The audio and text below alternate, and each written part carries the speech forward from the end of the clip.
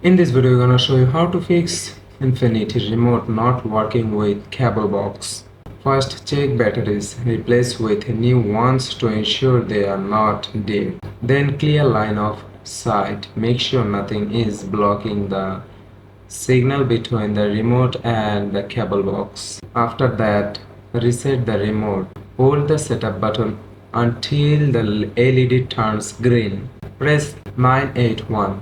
The LED should blink green twice. Then repair the remote. Hold setup until the LED turns green. Then press the infinity button and follow on screen instructions. Then power cycle the cable box. Unplug it for 30 seconds. Then plug it back in. Then factory reset the remote. XR11. Hold setup until green, then press 9 to 8 1. Then XR15. Hold A and D until green, then press 981.